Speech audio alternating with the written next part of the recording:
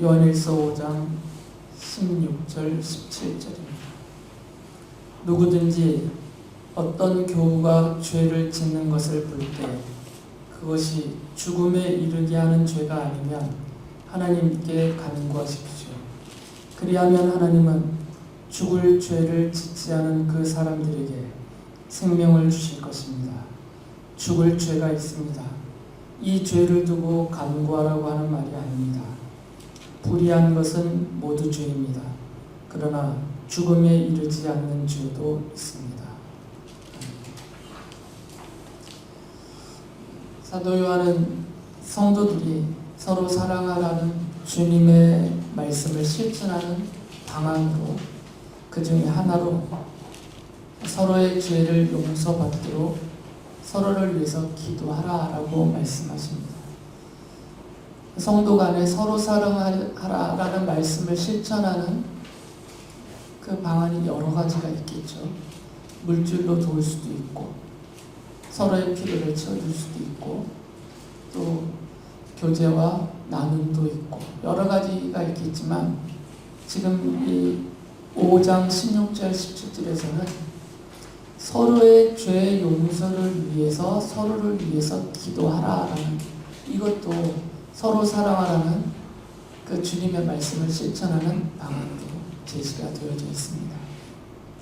5장 16절에서 이렇게 말씀하셨죠. 누구든지 어떤 교우가 죄를 짓는 것을 볼 때 그것이 죽음에 이르게 하는 죄가 아니면 하나님께 간구하십시오. 사도 요한이 지금 어떤 교우라고 범위를 제한을 했어요. 그러니까 모든 사람이라는 표현을 쓰지 않고 어떤 교우라는 표현을 썼죠. 이것은 예수 그리스도의 십자가 복음을 믿고 이미 하나님으로부터 죄 용서함을 받았고 영원한 생명을 소유하고 있는 사도적 공동체, 교회 공동체 안에 있는 성도들, 이들에 대해서만 제한적으로 말하고 있는 거죠. 물론 이것이 이 사도적 교회 공동체 바깥에 있는 사람들을 위해서는, 그들의 죄 용서를 위해서는 기도하지 말라 이 말이 아니고요. 지금 요한일서라는 이 편지는 이 사도적 교회 공동체 안에 있는 성도들에게 보낸 편지거든요.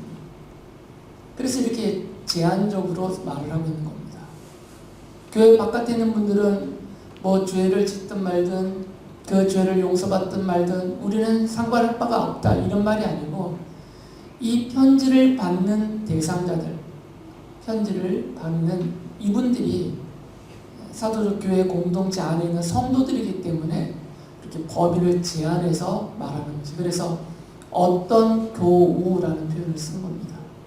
그래서 교회 공동체 안에 있는 어떤 교우, 어떤 성도님이 죄를 짓거든 그 죄를 용서받도록 그의 죄를 위해서 하나님 앞에 고자질하라는 게 아니라 용서해 주세요라고 기도하라는 거죠.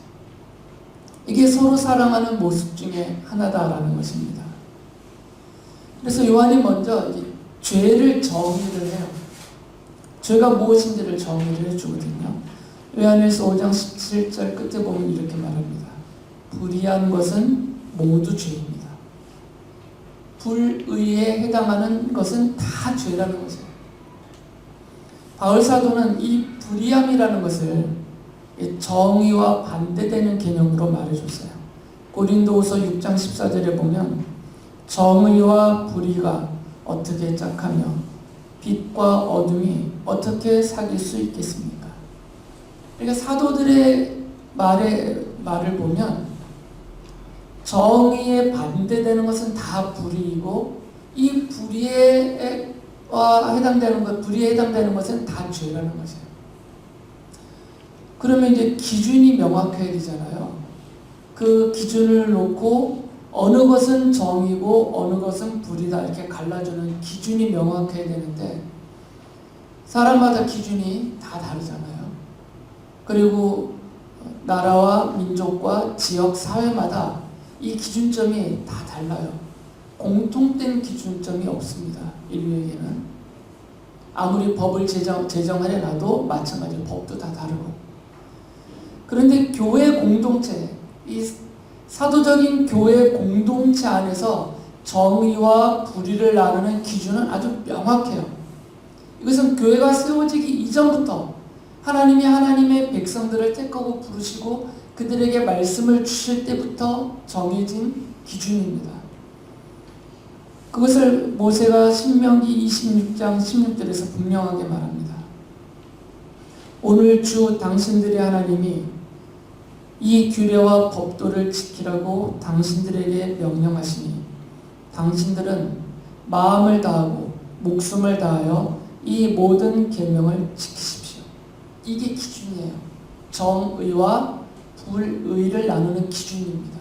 그래서 이 기준점은 마음대로 바꿀 수 없어요. 목숨을 다하여서 지켜야 될 기준이에요. 이걸 넘어가지 말라는 것이죠. 그래서 요한은 바로 이 하나님의 법인, 하나님의 말씀을 어기는 것이 그래서 죄다라고 말한 거죠. 요한일서 3장 4절에서 이렇게 말하죠. 죄를 짓는 사람마다 불법을 행하는 사람입니다. 죄는 곧 불법입니다. 여기서 말하는 법은 하나님의 말씀이에요. 모세 때부터 하나님이 주신 하나님의 말씀, 이것이 곧 하나님의 법인데 이 하나님의 법을 어기는 것이 죄고 그것이 바로 불의다라는 거죠. 그러니까 조목조목 항목을 따져가면서 이것은 죄이고 이것은 죄가 아니고 이것은 정이고 이것은 불이고 이렇게 나누지 않아도 기준이 명확하면 그 명확한 기준에 비춰보면 대보면 모든 사람이 다 알 수 있다는 겁니다. 그런데 이제 우리가 이해하기 어려운 표현을 또 해요. 근데 죄가 무엇인지 죄에 대한 개념은 세워주었는데 이 죄를 또 구분을 하고 있어요. 사도 요한은 죽을 죄와 죽음에 이르지 않는 죄가 있다 이렇게 구분을 또 지었어요. 요한일서 5장 16절에서 이런 말을 하죠. 누구든지 어떤 교우가 죄를 짓는 것을 볼 때 그것이 죽음에 이르게 하는 죄가 아니면 하나님께 간구하십시오. 그리하면 하나님은 죽을 죄는 짓지 않은 그 사람들에게 생명을 주실 것입니다. 죽을 죄가 있습니다. 이 죄를 두고 간구하라고 하는 말이 아닙니다. 그러니까 죽을 죄가 있고 죽음에 이르지 않는 죄가 있다는 것이에요. 여기서 말하는 죽음은 육체의 죽음을 말하지 않습니다. 이것은 영원한 죽음을 말해요. 영원한 지옥 형벌에 빠지는 그 영원한 죽음을 말하는 것이죠. 그러니까 지옥에 가게 되는 이 영원한 죽음에 이르게 하는 죄도 있고 비록 죄지만 비록 불의와 하나님의 법을 어긴 죄기는 하지만 그 죄가 영원한 죽음인 지옥에 가게 되는 이 영원한 죽음에 이르게 하지는 않는 죄가 있다. 이렇게 나누는 거죠. 이 말씀 때문에 좀 오해가 생기죠.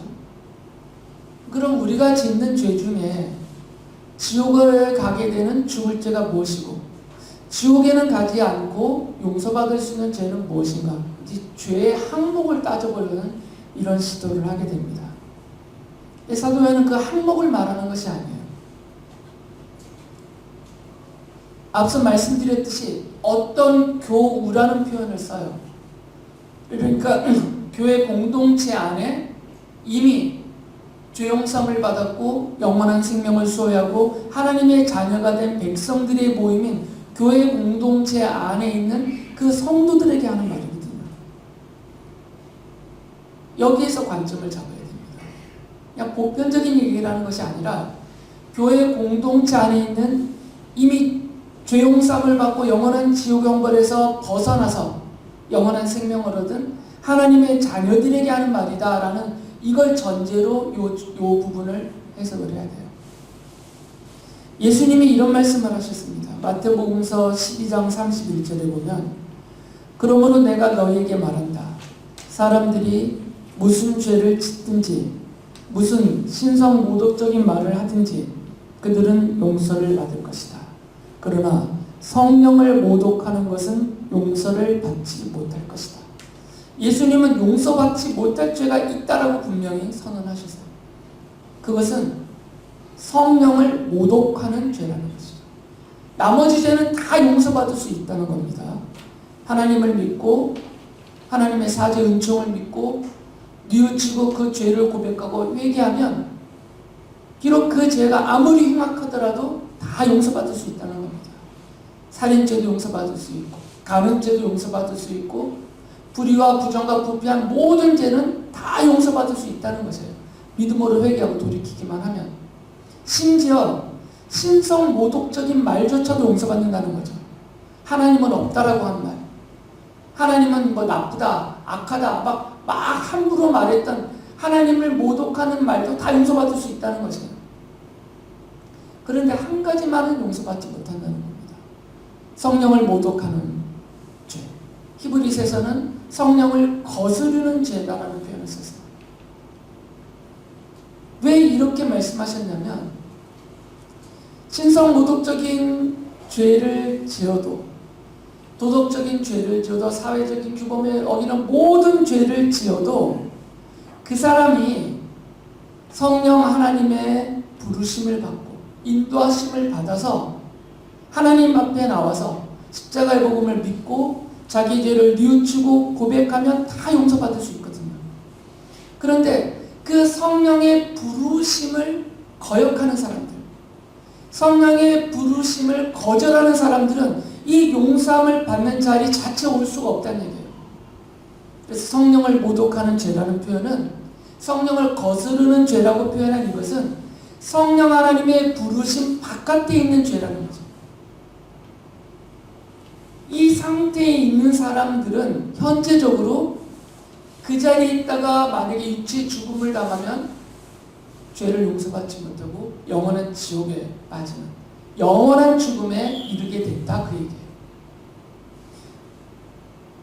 그러니까 지금 이 사도 요한이 말하는 것은 현재적으로 교회 공동체 안에 들어와 있는 사람들은 성령 하나님의 부르심을 받았고 성령 하나님의 깨우치심을 받아서 자기의 죄를 깨닫고 자기가 지옥 형벌에 이르게 되는 영원한 죽음에 이를 수밖에 없는 죄인이었다라는 사실을 깨닫고 뉘우쳐서 하나님 앞에 고백하고 죄 용서함을 이미 받은 성도들이기 때문에 이 사람들은 성령 하나님 안에 있기 때문에 죽음에 이르는 죄는 없다는 거죠. 이 사람들이 짓는 죄는 다 하나님의 법을 어기는 죄, 도덕적이든 사회적이든 규범적이든 이 하나님의 말씀을 어기는 죄이니까 이거는 다 용서받을 수 있다는 거죠. 그러나 사도적 교회 공동체 바깥에 있는 사람들은 성령님 바깥에 있는 사람들, 아직 성령의 부르심을 받지 못했고 인도함을 받지 못했고 그들이 그 상태에 머물러 있다라는 것은 이미 죽음에 이르는 죄 가운데 있다라는 것이죠. 현재적으로요. 현재적으로. 그들 중에 세상 창조 전에 하나님의 백성으로 삼으려고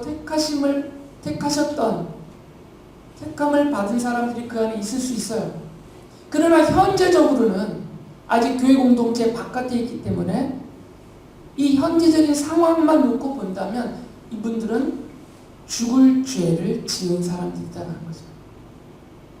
그러나 정한 때가 되면 하나님이 그 가운데서 하나님의 자녀로 삼기로 세상 창조 전에 선택한 사람들을 다 부르실 것입니다.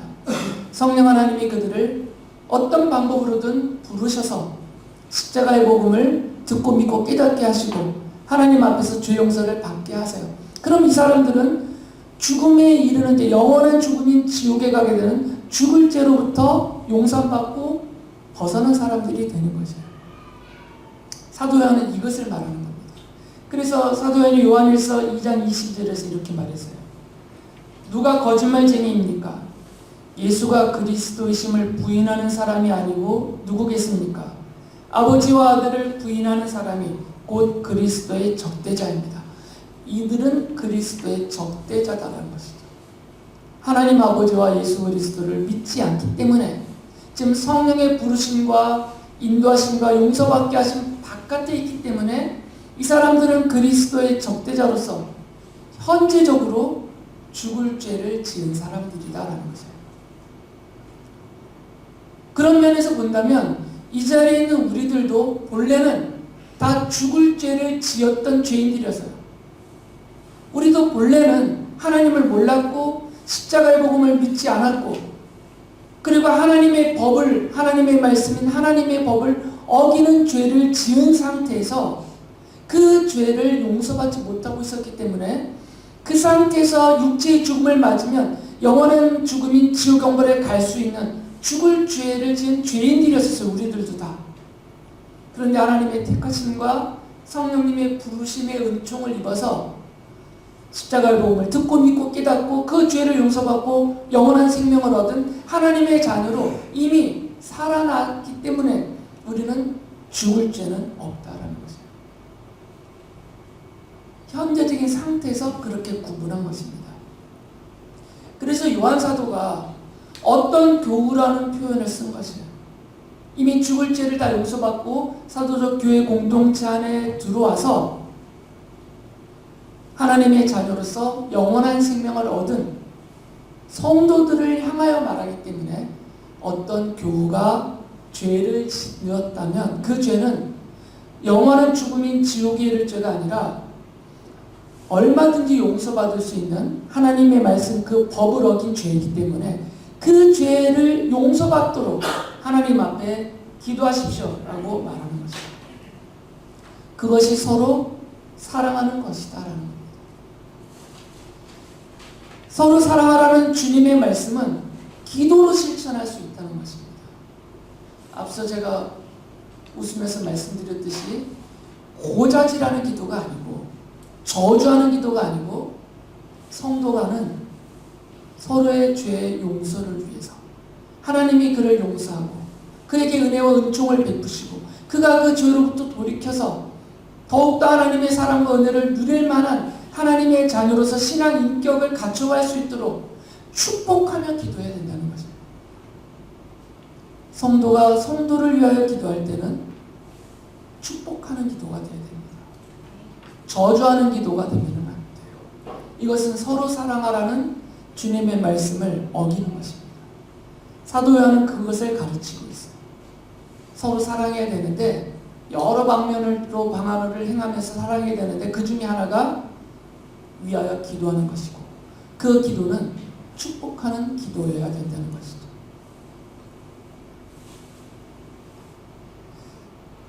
사도 바울이 이런 말을 합니다. 에베소서 6장 18절에 보면 온갖 기도와 간구로 언제나 성령 안에서 기도하십시오. 이것을 위하여 늘 깨어서 끝까지 참으면서 모든 성도를 위하여 간구하십시오. 골라서 하지 말라는 거죠. 나랑 사이좋은 사람만 기도의 대상으로 삼으라는 얘기가 아니에요. 이것은 주님이 제자들과 성도들을 향하여서 너희들이 서로 사랑하라라고 말씀하실 때 제한적이지 않았거든요. 서로 안에는 모든 성도가 다 들어가는 거죠.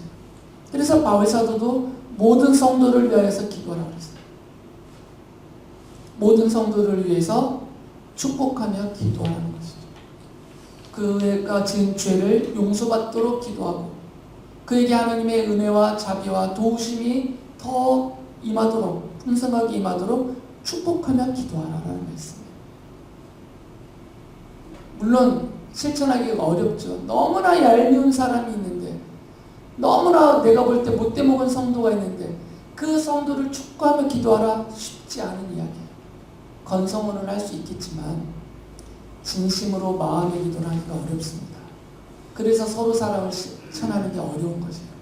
기도도 안 되는데 어떻게 그 사람을 도와주겠어요? 기도는 너무나 쉽잖아요. 얼마든지 할 수 있잖아요. 뭐 집을 대는 비용도 없고 그냥 나 혼자 하면 되는 거니까. 그런데 기도조차도 못하고 있다면 그 사람을 내가 어떻게 진심으로 사랑하면서 대할 수가 있겠어요? 그래서 요한사도가 기도를 강조한 겁니다. 용서하는 기도, 축복하는 기도가 진실하게 진심으로 그 사랑하는 아직 사랑스럽진 아직까지는 않더라도 그 성도를 위해서 그것이 진심으로 되어진다면 이제 말과 행함으로도 사랑을 실천할 수 있게 된다 그 얘기죠. 그래서 기도하라라는 것입니다.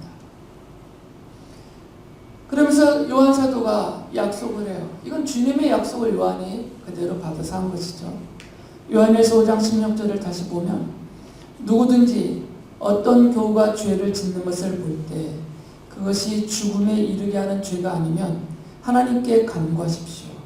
그러면 하나님은 죽을 죄는 짓지 않은 그 사람들에게 생명을 주실 것입니다.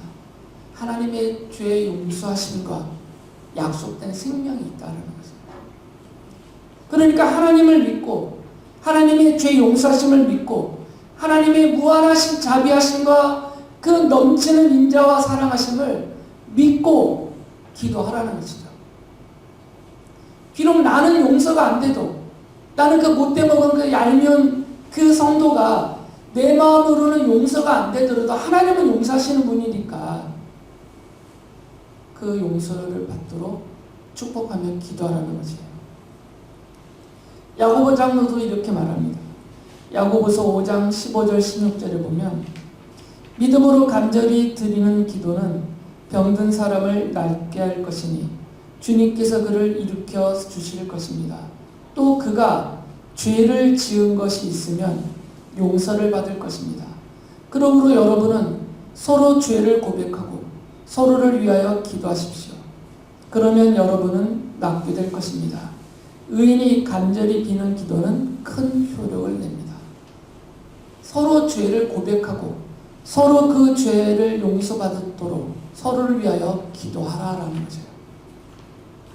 야고보 장로가 서로의 죄를 고백하라는 이유는 잘 모르기 때문에 그냥 겉으로 보고 어떻게 알겠어요? 그 사람이 어떤 죄를 짓고 있는지. 그래서 서로 죄를 고백하면 서로 고백한 그 죄의 용서를 위해서 서로를 축복하며 기도할 수 있다는 것입니다. 그러니까 여기에는 전제가 있어요. 서로의 죄를 고백하라라는 이 말씀 앞에는 전제가 있습니다. 그럴 수 있는 관계를 만들어라는 거죠. 그 사람이 믿어지지 않으면, 그 사람을 신뢰할 수 없으면 내 죄를 어떻게 그 사람 앞에서 고백하겠어요? 바로 온 동네 다 퍼질 텐데.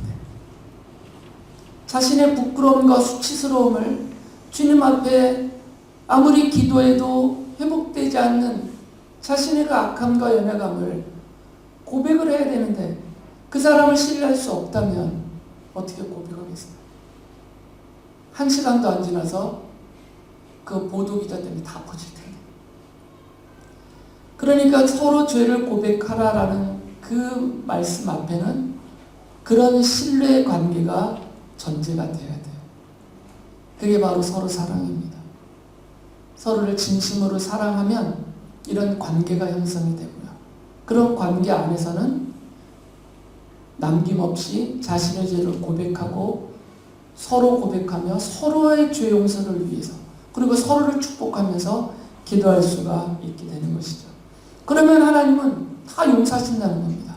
이 용서는 회복까지 포함된 것이에요. 단순하게 선언적인 것이 아닙니다. 너 죄 다 용서받았어. 지금 그 죄 때문에 지옥 가지 않아. 지금 죽어도 너는 천국 갈 수 있어. 이런 죄 용서의 선언만이 아니라 하나님의 용서라는 표현에는 회복이 들어가요. 죄가 이제 없다라고 말씀하시는 게 아니라 그 죄로부터 벗어날 수 있도록 그를 회복시켜 주시는 은혜와 능력이 그 안에 담겨져 있는 것이죠. 그래서 우리가 죄를 고백하는 기도를 하는 겁니다. 우리가 자기의 죄를 남김없이 하나님 앞에 있는 그대로 다 고백하고 기도할 때마다 우리는 회복이 돼요. 그래서 그 죄로부터 점점 벗어나게 됩니다. 그런 힘을 우리에게 주시는 거거든요. 내가 말로 하나님 이런 죄를 지었습니다라고 말했기 때문에 그 죄로부터 벗어나지 못해요. 하나님이 이 회복하게 하는 은혜와 능력을 주시지 않으면 지금 죄를 고백하고 나서 돌아서서 그 죄를 또 짓습니다. 그러니까 이것은 하나님의 용서가 제대로 임한 것이 아니에요. 하나님의 용서하심은 그 죄가 용서받았다는 선언과 함께 그 죄로부터 벗어나게 하는 하나님의 은혜와 능력, 그 힘이 그에게 임하는 것까지가 포함이 돼요. 그래서 성도들이 서로의 죄를 고백하고 서로의 죄 용서받기를 위해서 서로를 축복하며 기도하면 그 기도하는 교회 공동체 안에 하나님의 용서와 하나님의 회복하게 하는 은혜와 그것을 가능하게 하는 능력과 힘이 교회 공동체와 모든 성도에게 임한다는 것이에요. 그래서 서로 죄를 고백하며 서로의 죄 용서받기를 위해서 기도하라고 말씀하신 거죠. 다윗이 시편 86편 5절에서 이렇게 하나님을 찬양합니다. 주님은 선하시며 기꺼이 용서하시는 분, 누구든지 주님께 부르짖는 사람에게는 사랑을 한없이 베푸시는 분이십니다. 하나님은 기꺼이 용서하시는 분이에요. 아니야, 너 그 회개기도 좀 더 해야 돼. 이렇게 하시는 분이 아니라는 거죠. 너 아직 그 용서받기에는 좀 부족해. 저거 더 하고 와. 이렇게 하시는 분이 아니라는 겁니다. 우리가 죄를 고백하고 뉘우치면 하나님은 기꺼이 기뻐하시면서 흐지부지하거나 남기거나 하시지 않고 완전한 죄 용서함을 그리고 그 회복시켜주는 은혜와 능력을 우리에게 베푸시는 사랑을 한없이 베푸시는 분이세요. 그 하나님을 믿고 죄를 고백하고 죄 용서의 기도를 서로 하라는 것이죠. 이사야 예언자가 하나님의 말씀을 이렇게 전합니다. 이사야서 57장 15절을 보면 하나님이 이렇게 말씀하세요. 내가 비록 높고 거룩한 곳에 있으나 겸손한 사람과도 함께 있고 잘못을 뉘우치고 회개하는 사람과도 함께 있다. 겸손한 사람과 함께 있으면서 그들에게 용기를 북돋워주고 회개하는 사람과 같이 있으면서 그들의 상한 마음을 아물게 하여 준다. 그래서 우리가 죄를 고백하고 회개하며 뉘우치며 기도할 때 하나님이 우리 안에 용기를 주시고 우리의 상한 마음을 아물고 치유하고 회복시켜 주시는 거죠. 단순한 선언만 있는 것이 아니라는 겁니다. 하나님의 용서하심 안에는 낙심한 우리들에게 용기를 주셔서 다시 하나님의 자녀로 살아갈 힘을 주시고 우리 안에 사랑을 가득 채워주셔서 우리가 하나님 앞에서 갖고 있는 그 수치스러운 부끄러움을 다 지워주시고 하나님을 향한 두려움을 다 없애주시고 하나님의 사랑으로 아물게 하시고 회복시켜 주신다는 것이에요. 그래서 기도하라는 것입니다. 바울 사도가 고린도전서 12장 26절 27절에서 이렇게 말합니다. 한 지체가 고통을 당하면 모든 지체가 함께 고통을 당합니다. 한 지체가 영광을 받으면 모든 지체가 함께 기뻐합니다. 여러분은 그리스도의 몸이요 따로따로는 지체들입니다. 바울 사도는 교회는 그리스도의 몸이고 성도들은 그 몸의 지체라고 말해요. 그러니까 같은 몸에 붙어있는 한 지체가 아프면 온 몸이 함께 아프고 한 지체가 영광을 얻으면 온 몸이 함께 기뻐한다는 것이에요. 이게 교회 공동체라는 겁니다.